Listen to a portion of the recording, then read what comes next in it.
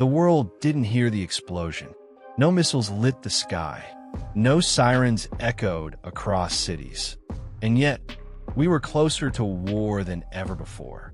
A war that could have shut down the world's oil. A war that could have dragged continents into chaos. A war that may still be coming. In the shadows of diplomacy, something unusual began to unfold. Planes landed quietly. Meetings happened behind closed doors. Messages were passed, but never announced. Iran, the United States, and a fragile ceasefire hanging by a thread. But this was not just another geopolitical standoff. This was a battle of pressure, patience, and perception. A war fought without bullets. Yet, at the center of it all, a narrow strip of water, the Strait of Hormuz. Officially, there was no war, but everything else said otherwise. Sanctions tightened, naval fleets moved, allies repositioned, and behind the scenes, diplomacy turned into a high-stakes chess match. Iran began moving quietly, not with weapons, but with words. Foreign Minister Abbas Araghchi traveled rapidly across the region. Pakistan, Oman, back to Pakistan, then Russia. These weren't routine visits. They were signals. Signals that something critical was happening beneath the surface. Then came a statement. Simple, almost careless. If Iran wants, they can call us. It sounded harmless, but it wasn't. This was not diplomacy. This was pressure. A message designed to shift power, to force Iran into making the first move, to frame the narrative before negotiations even begin. Because in modern conflict, perception is power, and whoever controls the story controls the battlefield. Then something changed. Islamabad, once just a stopover, became the center of gravity. Within 48 hours, Iran's foreign minister landed twice. That alone told a story. Pakistan was no longer just passing messages.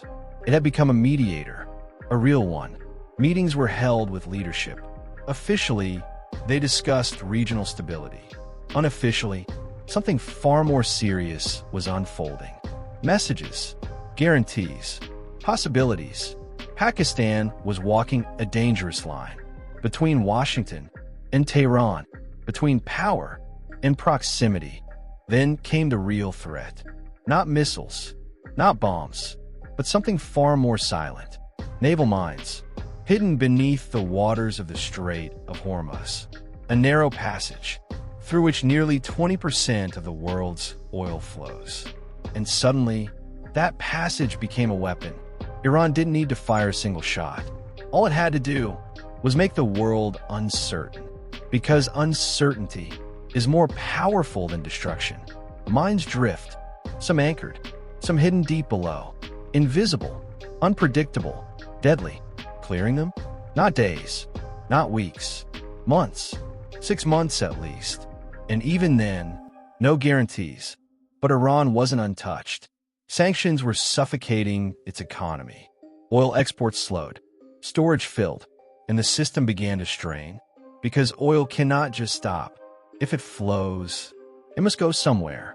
If it doesn't, it creates pressure, literal pressure, inside the ground, inside the system, inside the country. The United States knew this, and it pushed harder. But pressure works both ways. Too much, and everything breaks. Then came the biggest question. Who was making decisions in Iran? Reports surfaced. Confusion grew. Leadership appeared silent. But silence does not mean absence. It often means control. Behind closed doors, power was still functioning. Government leaders, military voices, strategic planners, different roles, one direction, survival. At the same time, America wasn't unified either. Internal divisions, political pressure, declining public support, even leadership disagreements. This was not a clean conflict. This was unstable, unpredictable, fragile. And in that fragility lay the real danger. Because history has shown, wars don't always start with decisions. Sometimes, they start with mistakes. So, where does this leave us? A ceasefire that isn't peace. Negotiations that aren't progressing. A region holding its breath, and a world watching quietly, because the next move will not just shape the Middle East, it will shape the global economy, global stability, and possibly the future itself. This is not the end. This is the pause before something bigger. If you want to understand what happens next, stay informed, stay aware, because the most dangerous wars are the ones you don't see coming.